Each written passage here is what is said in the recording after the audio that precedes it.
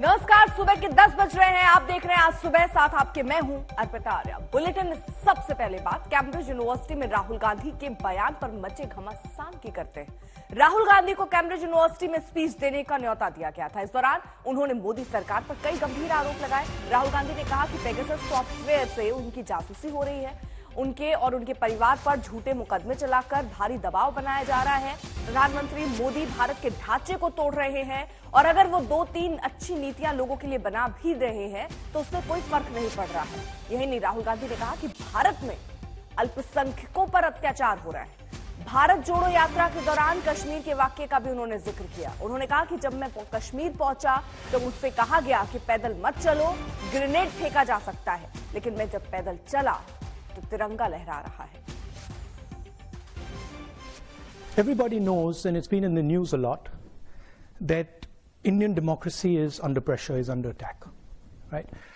I'm an opposition leader in India, and we're navigating that space. What's happening? The institutional framework, which is required for a democracy, Parliament, a free press, the judiciary, just the idea of mobilization, just the idea of moving around, these are all getting constrained.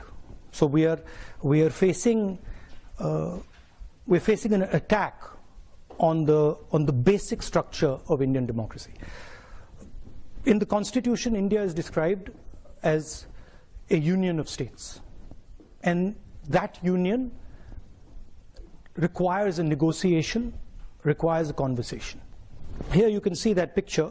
That picture is taken in front of Parliament House, and that's where a whole bunch of opposition members of Parliament were just standing there talking about certain issues, and we were just locked up and put in jail.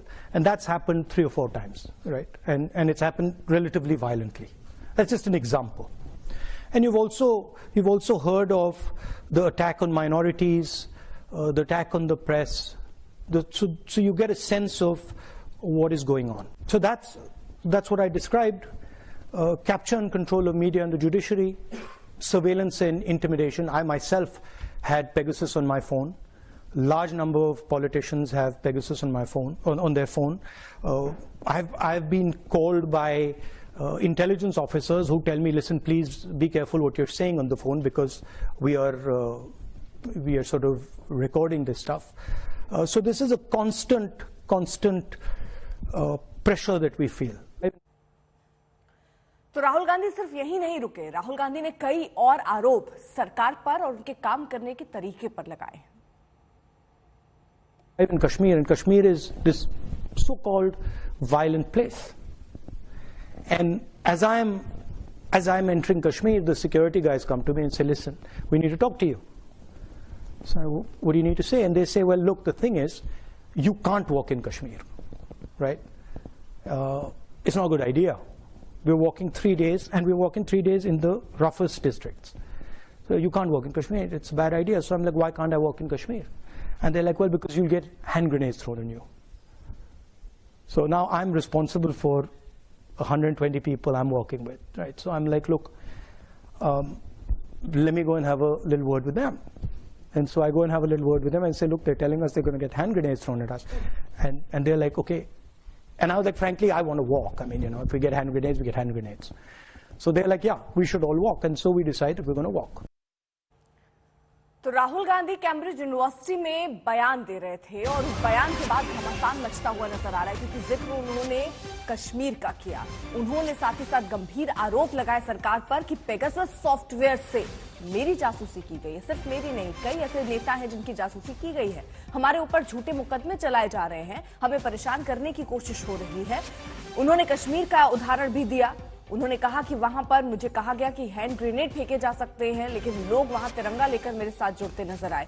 Bharat में अल्पसंख्यकों पर अत्याचार हो रहा है। Rahul Gandhi Cambridge university जब पहुंचे तो अपने बयानों में इस सारे मुद्दे उन्होंने छुए।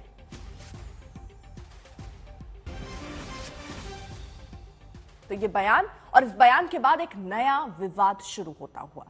बढ़ रहे आगे, पूर्वोत्तर के 3 में से 2 राज्यों में फिर सरकार बनाने के बाद कल प्रधानमंत्री मोदी दिल्ली के बीजेपी मुख्यालय पहुंचे। यहां उन्होंने कांग्रेस और आम आदमी पार्टी दोनों पर निशाना साधा। ऐसे समय में जब कुछ लोग मोदी की कब्र खोदने की ख्वाहिश कर रहे हैं, जहां मौका पड़ता है कमल खिलता ही जा रहा है, खिलता ही जा रहा है। कुछ लोग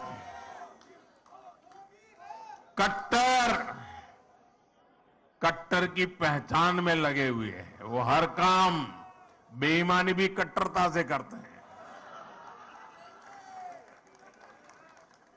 ये कट्टर लोग कहते हैं मर जा मोदी, वो कहते हैं मर जा मोदी। देश कह रहे हैं मत जा मोदी, मत जा मोदी, मत जा। जब दिल में ही भारत को जोड़ने की भावना ना हो तो ऐसे बोल निकलते ही है। ये इन राज्यों के लोगों का अपमान है, जनमत का अपमान है। छोटे राज्यों को इस तरह तिरस्कार की भावना से देखकर कांग्रेस बहुत बड़ी गलती कर रही है। इसी सोच की वजह से कांग्रेस ने हमेशा देश के गरीब को छोटा समझा, देश के दलित, पिछड़ों, आदिवासियों को छोटा समझा। कांग्रेस ने हमेशा संख्या बल को, वोट बैंक को देखते हुए राजनीति की है। यही मानसिकता है जिसने आजादी के बाद देश का बहुत बड़ा नुकसान किया है। तो जहां एक तरफ जीत के बाद प्रधानमंत्री नरेंद्र मोदी संबोधित कर रहे थे, वहीं दूसरी तरफ उत्तर प्रदेश में बुलडोजर चल रहा है। आज एक बार फिर यूपी के प्रयागराज में बाबा का बुलडोजर चलने वाला है। आज बारी है उमेश पाल हत्याकांड के बमबाज गुड्डू मुस्लिम की। माफिया को मिट्टी में मिलाने की कार्रवाई के तहत एक बार फिर चकिया इलाके में बुलडोजर गरजेगा। पीजीए के अफसरों ने पुलिस और प्रशासन के अफसरों के साथ गुड्डू मुस्लिम के चक निरातुल स्थित घर की पहचान कर ली और ये वही गुड्डू मुस्लिम है जो सीसीटीवी फुटेज में उमेश पाल हत्याकांड के दौरान दहशत पैदा करने और लोगों को दूर रखने के लिए लगातार बमबारी करता नजर आ रहा था।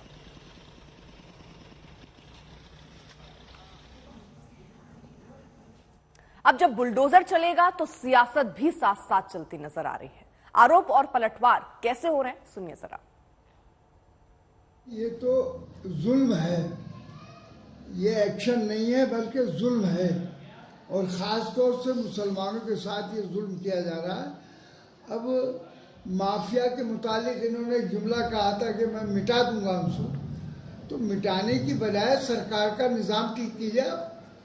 कानून मौजूद है हिंदुस्तान के अंदर, तो कानून के हिसाब से काम क्यों नहीं हो रहा।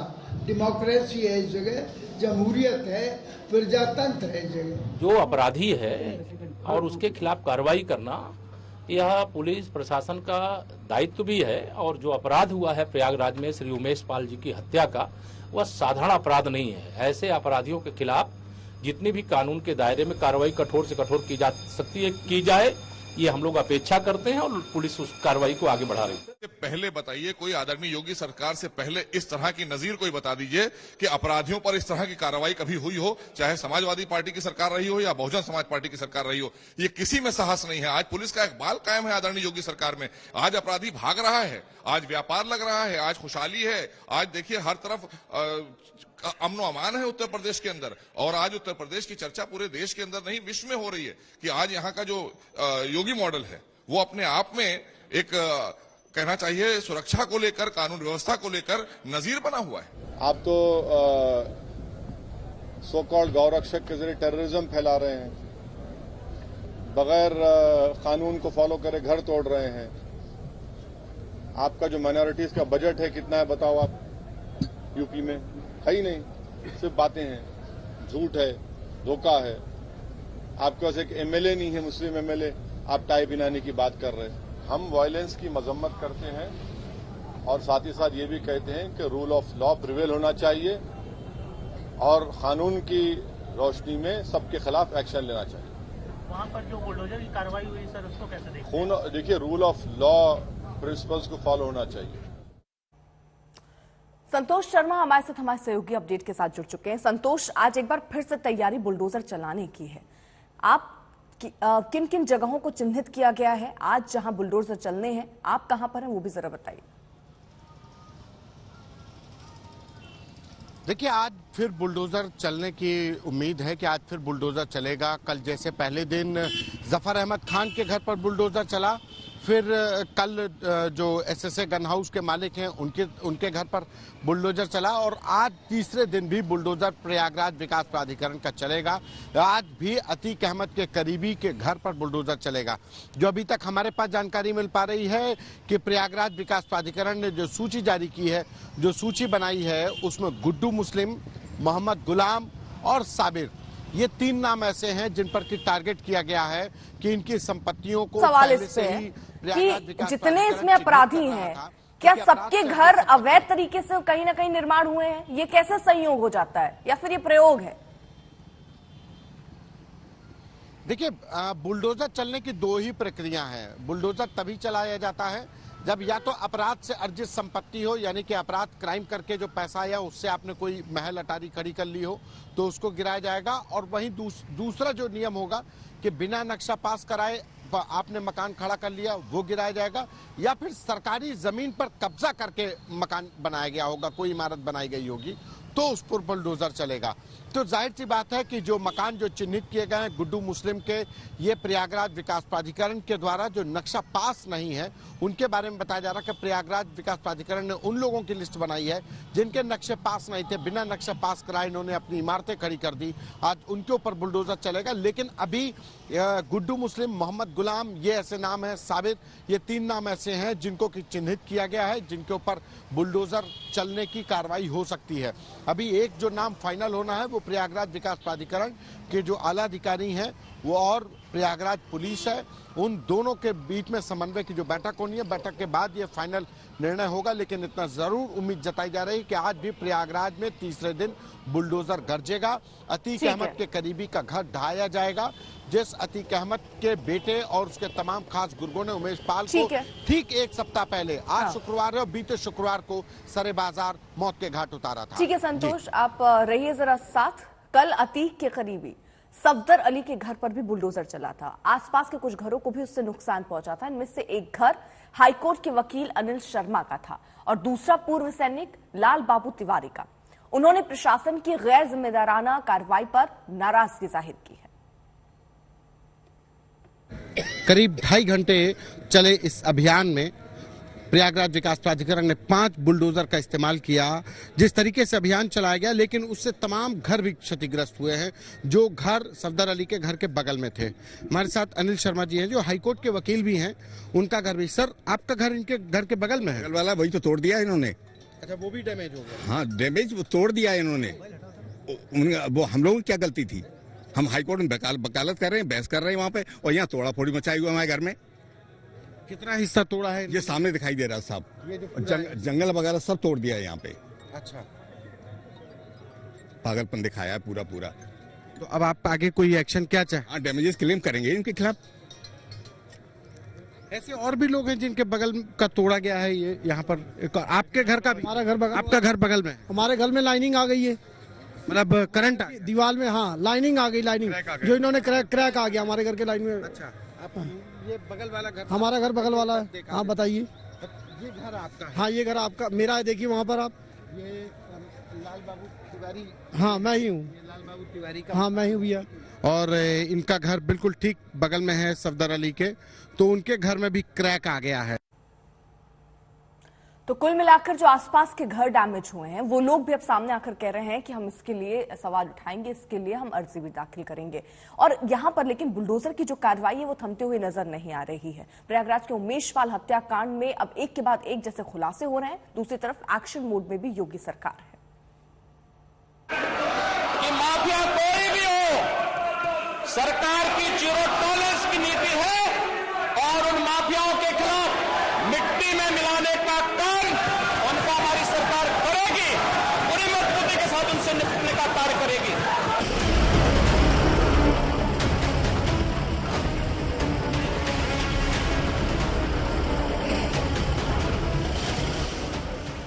यूपी विधानसभा से मुख्यमंत्री योगी आदित्यनाथ का ये बयान आया और उधर उमेश पाल हत्याकांड के आरोपियों के खिलाफ सख्ती शुरू हो गई। ये नॉन स्टॉप जारी।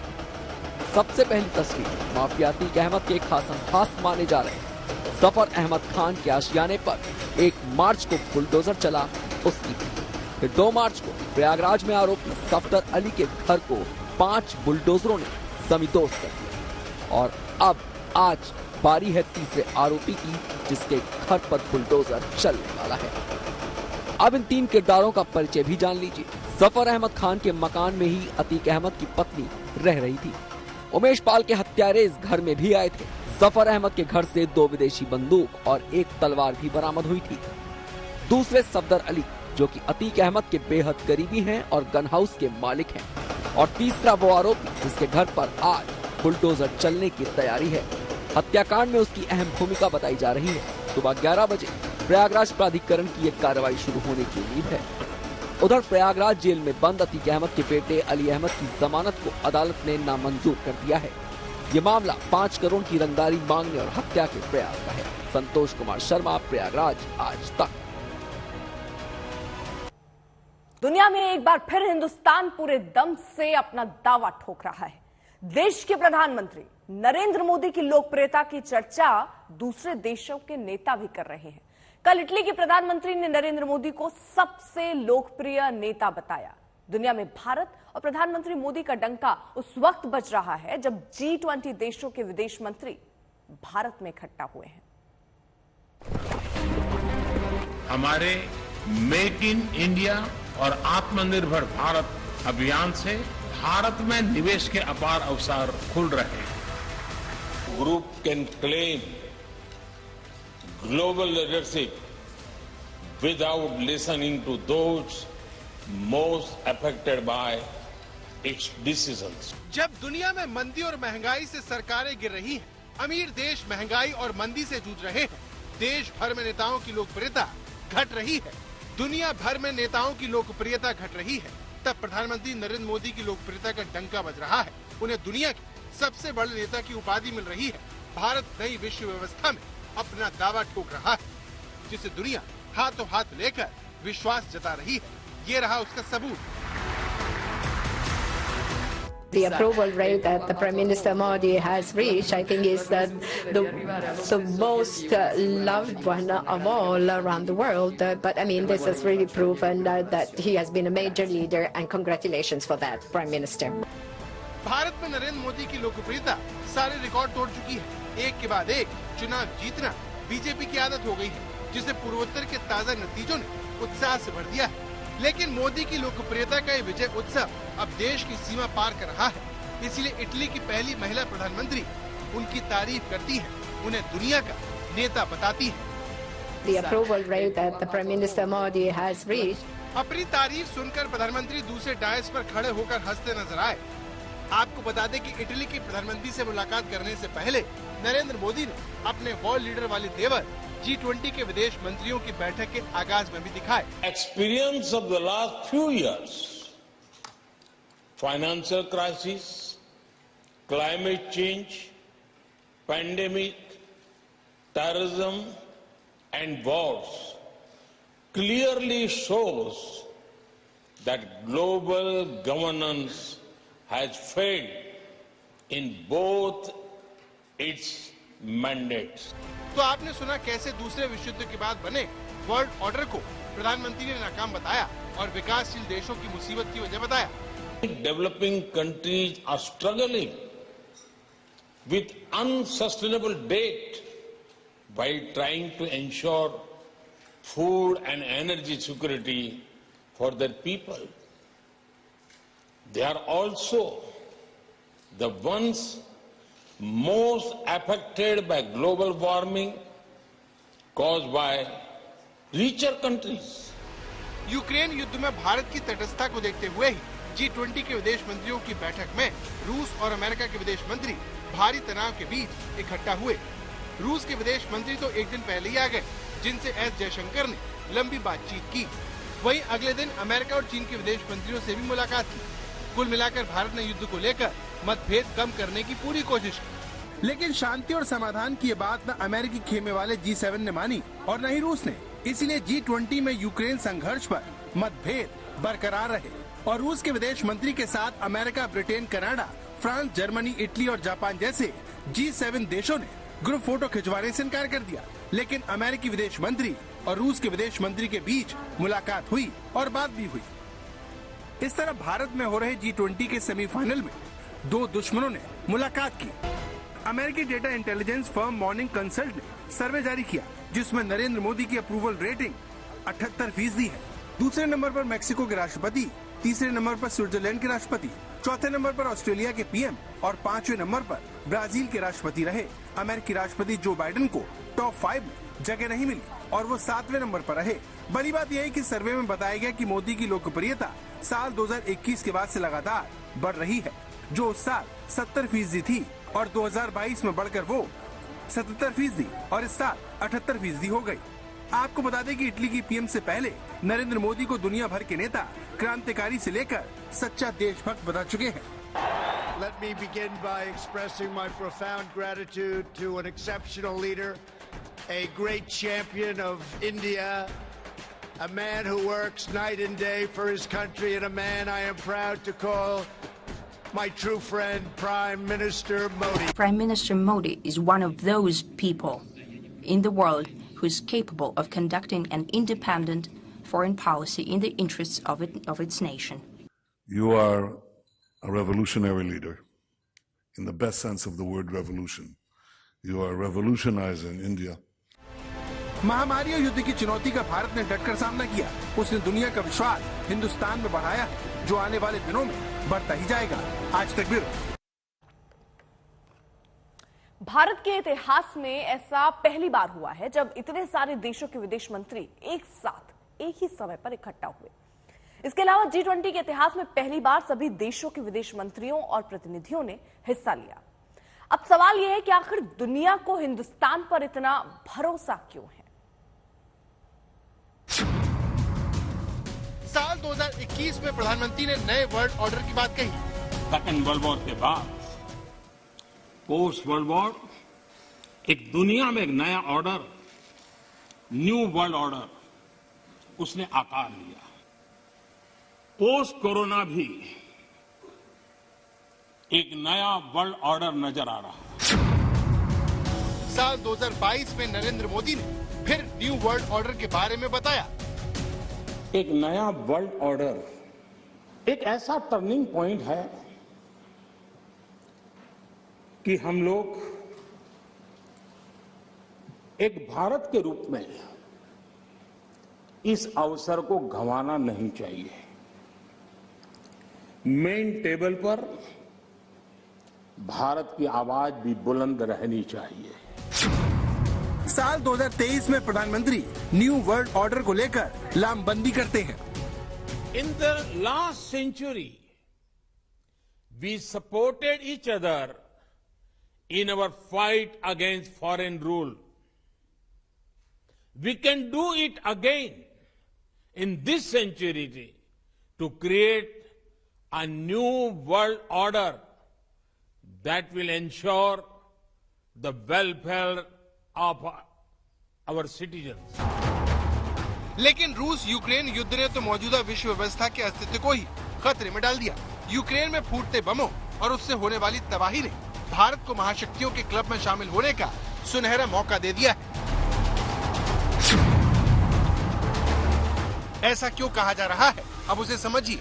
जी तोड़ मेहनत के बावजूद अमेरिका और यूरोपीय देश रूस को लेकर भारत के रुख को बदलने में नाकाम रहे हैं। शुरुआत में रूस से सस्ता तेल खरीदने पर इन देशों ने एतराज भी जताया, लेकिन भारत के कड़े रुख की वजह से अब वो खामोश हो गए हैं। भारत की देखा देखी अब अधिकतर विकासशील देश यूक्रेन युद्ध को लेकर अपने हित साध रहे हैं। एक नए वर्ल्ड ऑर्डर की संभावना है और इसके प्रारंभिक संकेत नजर भी आने लगे हैं। अब दुनिया दुनिया के लोग भारत को अधिक मजबूत रूप में देखना चाहते हैं।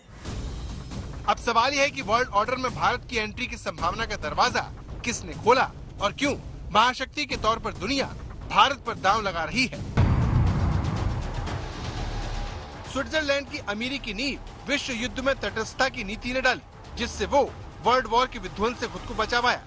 दूसरे विश्व युद्ध में पर्ल हार्बर हमले से पहले अमेरिका ने भी यही किया और बड़ी आर्थिक महाशक्ति के रूप में खुद को मजबूत किया। आज दुनिया में एक तरफ रूस चीन है तो दूसरी तरफ अमेरिका और यूरोप, जिनमें बढ़ता टकराव भारत के लिए उम्मीदों के दरवाजे खोलने वाला साबित हो रहा है। आज तक ब्यूरो। अमेरिकी विदेश मंत्री एंटनी ब्लिंकन भारत में हैं। G20 विदेश मंत्रियों के सम्मेलन के बाद हमारी सहयोगी गीता मोहन ने ब्लिंकन से एक्सक्लूसिव बातचीत की है। The G20 presidency has begun at a tumultuous time. There are so many differences. You've been speaking about it. We've heard various leaders at various press conferences address the same issue. But the bigger question over here is that despite all the conversations and heated exchanges that we've been hearing about, there still is no consensus on the Russia-Ukraine war, no consensus on the communique. Now, in that, I'd like to know how and why has the West failed in isolating Russia? Why do I say that? Because Russia is still in the room, and in fact, you actually met the Russian Foreign Minister, Lavrov.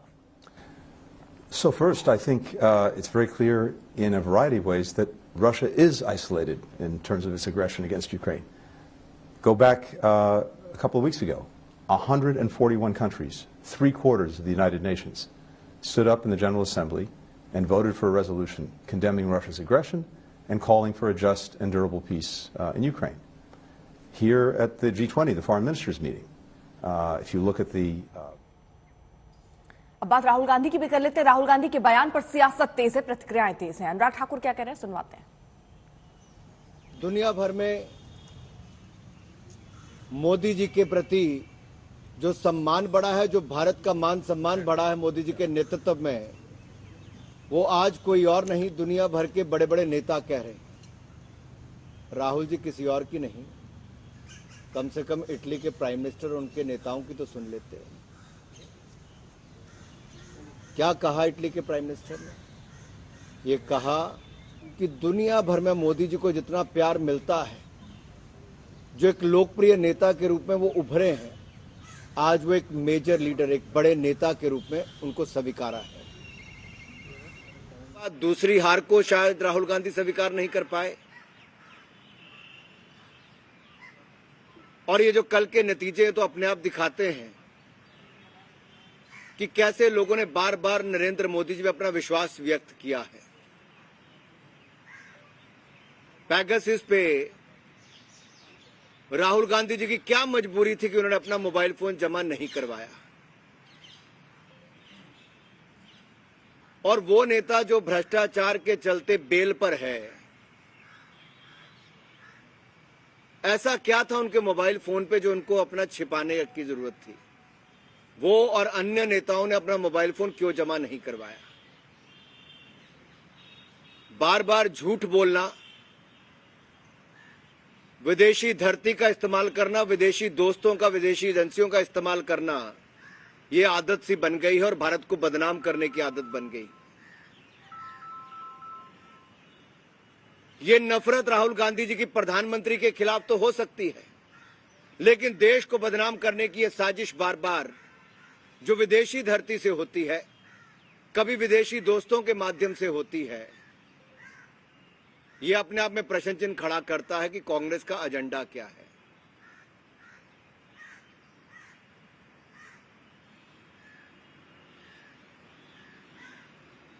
क्या संवैधानिक संस्थाओं में भी कांग्रेस का विश्वास खत्म हो गया है? क्या भारत के लोकतंत्र पर बार बार प्रश्न चिन्ह खड़ा करने का काम ये कांग्रेस करती रहेगी?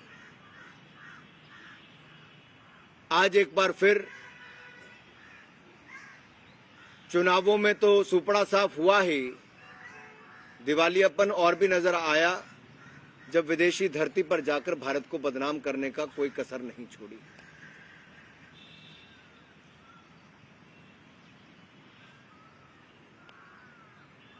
Sir, Mohit from Times Now. Sir, Rahul Gandhi also spoke about how minorities are being attacked in the country, they are under threat, but the results of Goa and Northeast have said something else because people over there, the minorities have also voted for the BJP, sir. जो महात्मा गांधी जी के सत्याग्रह के उल्लेख क्या करते हैं, आप समझ सकते हैं उनके मन में क्या चलता है। और माइनॉरिटीज का इससे बड़ा उदाहरण क्या होगा। अलग अलग राज्यों के जब चुनाव आए, सबका साथ, सबका विकास, सबका विश्वास, इस मूल मंत्र के साथ चलने वाले और सबके प्रयास से देश को आगे बढ़ाने वाले नरेंद्र मोदी जी के ऊपर सबने विश्वास किया है। जाति, धर्म, संप्रदाय और क्षेत्र के नाम पर कांग्रेस बांटती चली आई है, बांटो और राज करो, इस मानसिकता के साथ काम किया, उससे देश बाहर निकल चुका है। मोदी जी ने कहा है गुलामी की मानसिकता को छोड़ना है, गुलामी की मानसिकता से बाहर निकलना है। शायद राहुल गांधी जी अभी भी निकल नहीं पाए, कांग्रेस भी नहीं निकल पाई। राहुल गांधी ने ये भी कहा है कि मोदी जो है वो देश के आर्किटेक्चर को खराब कर रहे हैं, अपने विचारों को इंडिया पर थोप रहे हैं। देश के लोगों ने जो प्यार नरेंद्र मोदी जी को दिया है, 1984 के बाद 2014 में और 2019 में पूर्ण बहुमत अगर किसी व्यक्ति और किसी पार्टी को मिला है तो नरेंद्र मोदी जी के नेतृत्व में एनडीए को मिला है। और लोकतंत्र में जनता के निर्णय, जनता का समर्थन, इससे बड़ा कुछ और नहीं होता, और वो बार बार नरेंद्र मोदी जी के पक्ष में आया है।